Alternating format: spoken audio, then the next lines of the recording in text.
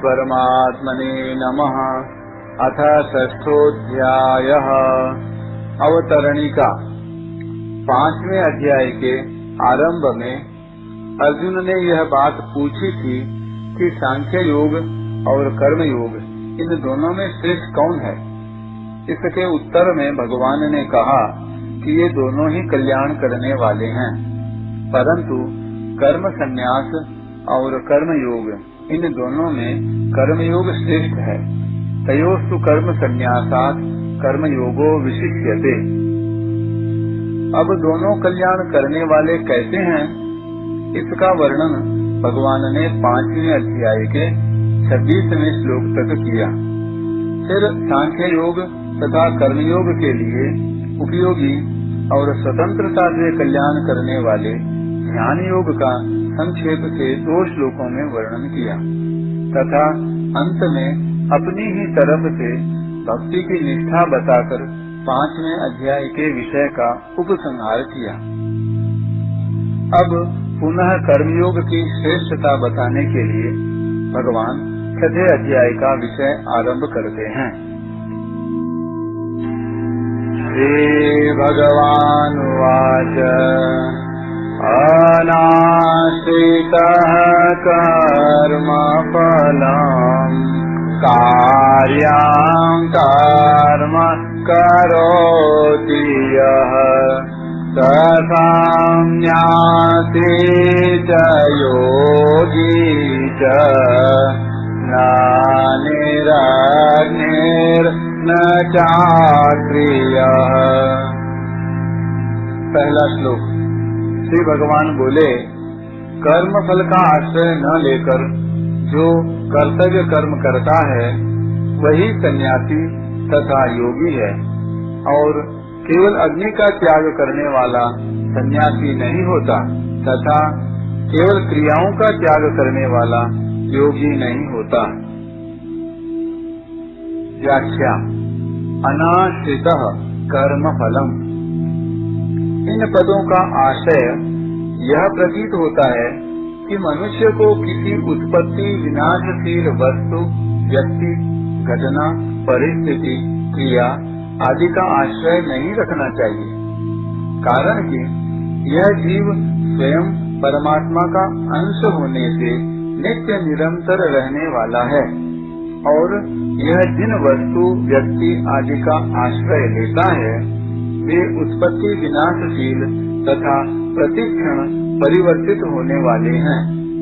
वे तो परिवर्तनशील होने के कारण नष्ट हो जाते हैं, और यह जीव रीता का रीता रह जाता है।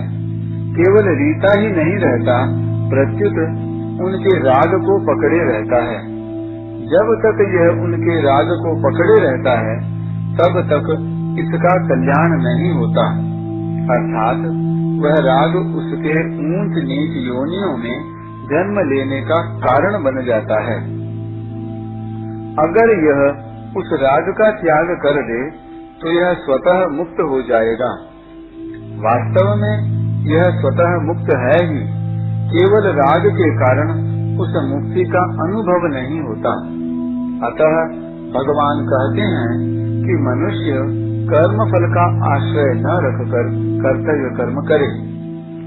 कर्म फल के आश्रय का त्याग करने वाला तो नैष्ठिकी शांति को प्राप्त होता है, पर कर्म फल का आश्रय रखने वाला बंध जाता है। स्थूल, सूक्ष्म और कारण ये तीनों शरीर कर्म फल हैं। इन तीनों में से किसी का भी आश्रय न लेकर इनको सबके हित में लगाना चाहिए। जैसे स्थूल शरीर से क्रियाओं और पदार्थों को संसार का ही मानकर उनका उपयोग संसार की सेवा में हित में करे। सूक्ष्म शरीर से दूसरों का हित कैसे हो, सब सुखी कैसे हो, सबका उद्धार कैसे हो, ऐसा चिंतन करे, और कारण शरीर से होने वाली स्थिरता, समाधि का भी फल संसार के हित के लिए अर्पण करे, कारण कि ये तीनों शरीर अपने व्यक्तिगत नहीं हैं और अपने लिए भी नहीं हैं, प्रत्युत संसार के और संसार की सेवा के लिए ही हैं। इन तीनों की संसार के साथ अभिन्नता और अपने स्वरूप के साथ भिन्नता है। इस तरह इन तीनों का आश्रय न लेना ही कर्म फल का आश्रय न लेना है और इन तीनों से केवल संसार के हित के लिए कर्म करना ही कर्तव्य कर्म करना है। आश्रय न लेने का तात्पर्य हुआ कि साधन रूप से तो शरीर आदि को दूसरों के हित के लिए काम में लेना है, पर स्वयं उनका आश्रय नहीं लेना है, अर्थात उनको अपना और अपने लिए नहीं मानना है। कारण कि मनुष्य जन्म में शरीर आदि का महत्व नहीं है, प्रत्युत शरीर आदि के द्वारा किए जाने वाले साधन का महत्व है। अतः संसार से मिली हुई चीज संसार को दे दें, संसार की सेवा में लगा दें तो हम सन्यासी हो गए, और मिली हुई चीज में अपनापन छोड़ दें तो हम त्यागी हो गए। कर्म फल का आश्रय न लेकर कर्तव्य कर्म करने से क्या होगा? अपने लिए कर्म न करने से नई आसक्ति तो बनेगी नहीं, और केवल दूसरों के हित के लिए कर्म करने से पुरानी आसक्ति मिट जाएगी तथा कर्म करने का वेग भी मिट जाएगा। इस प्रकार आसक्ति के सर्वथा मिटने से मुक्ति स्वतः सिद्ध है। उत्पत्ति विनाशशील वस्तुओं को पकड़ने का नाम बंधन है और उनसे छूटने का नाम मुक्ति है। उन उत्पत्ति विनाशशील वस्तुओं से छूटने का उपाय है उनका आश्रय न लेना, अर्थात उनके साथ ममता न करना और अपने जीवन को उनके आश्रित न मानना। कार्यं कर्म करोति यह, कर्तव्य मात्र का नाम कार्य है। कार्य और कर्तव्य ये दोनों शब्द पर्यायवाची हैं। कर्तव्य कर्म उसे कहते हैं जिसको हम सुख पूर्वक कर सकते हैं, जिसको जरूर करना चाहिए और जिसका त्याग कभी नहीं करना चाहिए। कार्यं कर्म अर्थात कर्तव्य कर्म असंभव तो होता ही नहीं, कठिन भी नहीं होता। जिसको करना नहीं चाहिए वह कर्तव्य कर्म होता ही नहीं, वह तो अकर्तव्य अकार्य होता है। वह अकर्तव्य भी दो तरह का होता है। पहला, जिसको हम कर नहीं सकते अर्थात जो हमारी सामर्थ्य के बाहर का है, और दूसरा जिसको करना नहीं चाहिए अर्थात जो शास्त्र और लोक मर्यादा के विरुद्ध है। ऐसे अकर्तव्य को कभी भी करना नहीं चाहिए। तात्पर्य यह हुआ कि कर्म फल का आश्रय न लेकर शास्त्र विहित और लोक मर्यादा के अनुसार प्राप्त कर्तव्य कर्म को निष्काम भाव से दूसरों के हित के लिए ही करना चाहिए। कर्म दो प्रकार से किए जाते हैं, कर्म फल की प्राप्ति के लिए और कर्म तथा उसके फल की आसक्ति मिटाने के लिए। यहाँ कर्म और उसके फल की आसक्ति मिटाने के लिए ही प्रेरणा की गई है। स सन्यासी च योगी च, इस प्रकार कर्म करने वाला ही सन्यासी और योगी है। वह कर्तव्य कर्म करते हुए निर्लिप्त रहता है, इसलिए वह सन्यासी है, और उन कर्तव्य कर्मों को करते हुए वह सुखी दुखी नहीं होता, अर्थात कर्मों की सिद्धि असिद्धि में सम रहता है, इसलिए वह योगी है। तात्पर्य यह हुआ कि कर्म फल का आश्रय न लेकर कर्म करने से उसके कर्तृत्व और भोक्तृत्व का नाश हो जाता है, अर्थात उसका न तो कर्म के साथ संबंध रहता है और न फल के साथ ही संबंध रहता है, इसलिए वह सन्यासी है।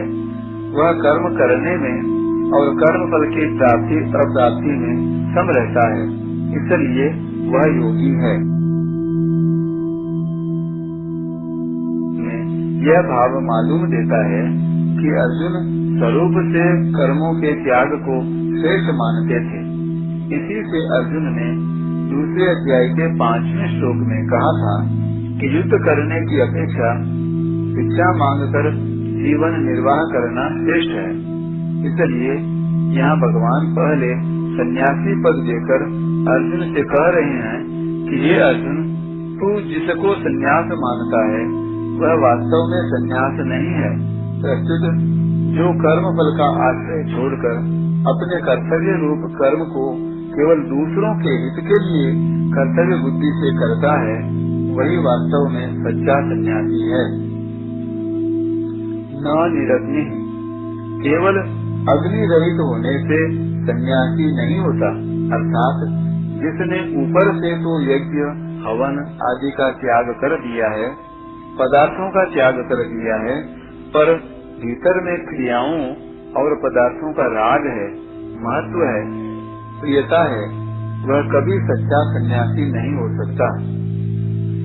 न अक्रियः, लोगों की प्रायः यह धारणा रहती है कि जो मनुष्य कोई भी क्रिया नहीं करता, स्वरूप से क्रियाओं और पदार्थों का त्याग करके वन में चला जाता है अथवा निष्क्रिय होकर समाधि में बैठा रहता है, वही योगी होता है।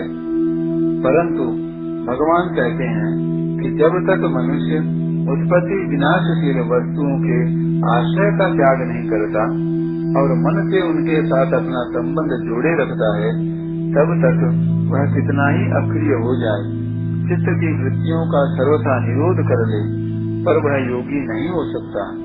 हाँ, चित्त की वृत्तियों का सर्वथा निरोध होने से उसको तरह तरह की सिद्धियां प्राप्त हो सकती हैं, पर कल्याण नहीं हो सकता। तात्पर्य यह हुआ कि केवल बाहर से अक्रिय होने मात्र से कोई योगी नहीं होता। योगी वह होता है जो उत्पत्ति विनाशशील वस्तुओं का कर्म फल का आश्रय न रखकर कर्तव्य कर्म करता है। मनुष्यों में कर्म करने का एक वेग रहता है, जिसको कर्मयोग की विधि से कर्म करके ही मिटाया जा सकता है, अन्यथा वह शांत नहीं होता। प्रायः यह देखा गया है कि जो साधक संपूर्ण क्रियाओं से उपरत होकर एकांत में रहकर जप ध्यान आदि साधन करते हैं, ऐसे एकांत प्रिय अच्छे अच्छे साधकों में भी लोगों का उद्धार करने की प्रवृत्ति बड़े जोर से पैदा हो जाती है और वे एकांत में रहकर साधन करना छोड़कर लोगों के उद्धार की क्रियाओं में लग जाते हैं। सकाम भाव से अर्थात अपने लिए कर्म करने से कर्म करने का वेग बढ़ता है।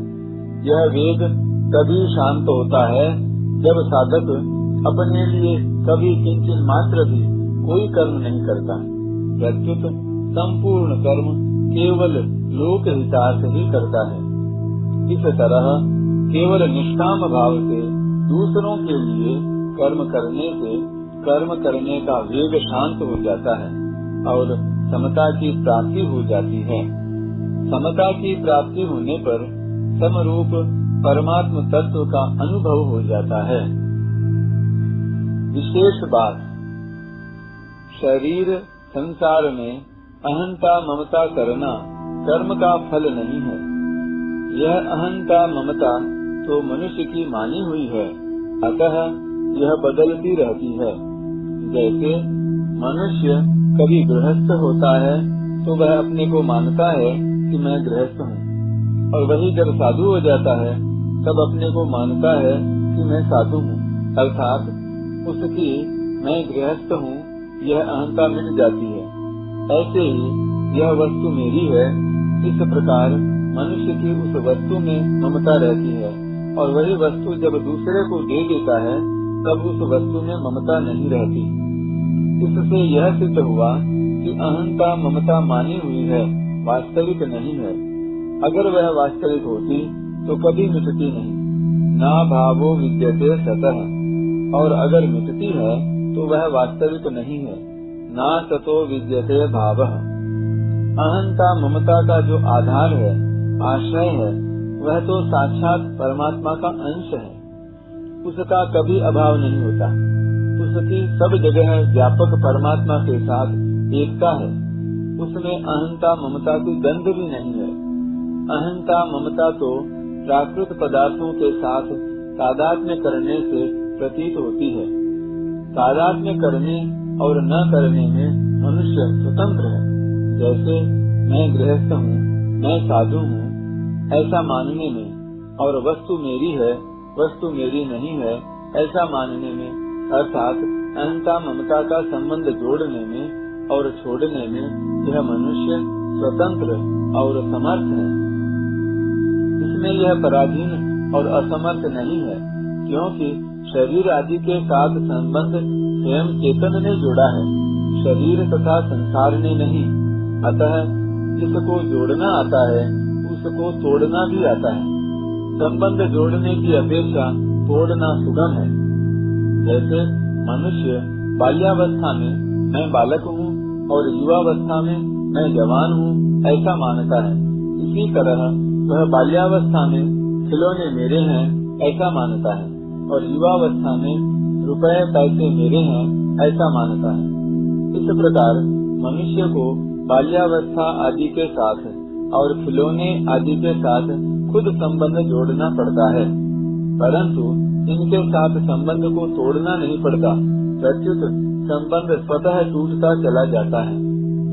तात्पर्य है कि बाल्यावस्था आदि की अहंता शरीर के रहने अथवा न रहने पर निर्भर नहीं है, प्रत्युत स्वयं की मान्यता पर निर्भर है।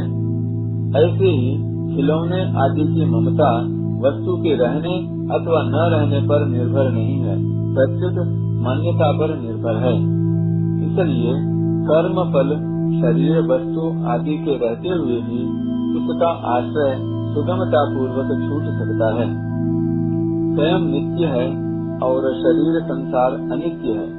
नित्य के साथ अनित्य का संबंध कभी टिक नहीं सकता, रह नहीं सकता। परंतु जब स्वयं अहंता ममता को पकड़ लेता है तब अहंता ममता भी नित्य दिखने लग जाती है। फिर उसको छोड़ना कठिन मालूम देता है, क्योंकि उसने नित्य स्वरूप में अनित्य अहंता ममता यानी मैं और मेरापन का आरोप कर लिया। वास्तव में देखा जाए तो शरीर के साथ अपना संबंध माना हुआ है नहीं, कारण कि शरीर प्रकाश्य है और स्वयं स्वरूप प्रकाशक है।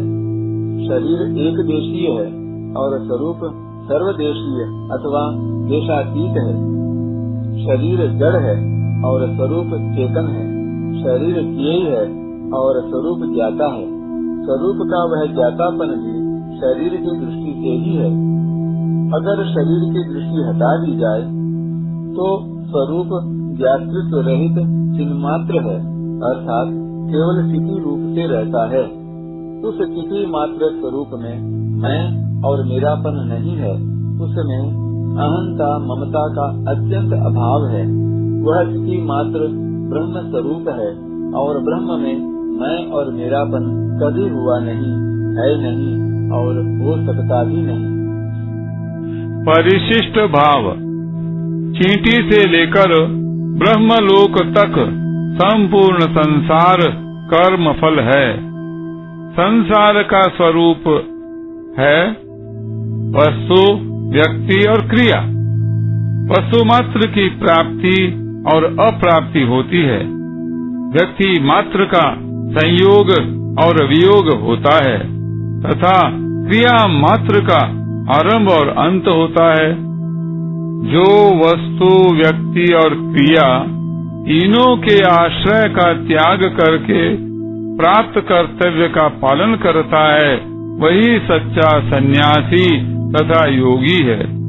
जो कर्म फल का त्याग न करके केवल अग्नि का त्याग करता है, वह सच्चा सन्यासी नहीं है। और जो केवल क्रियाओं का त्याग करता है, वह सच्चा योगी नहीं है।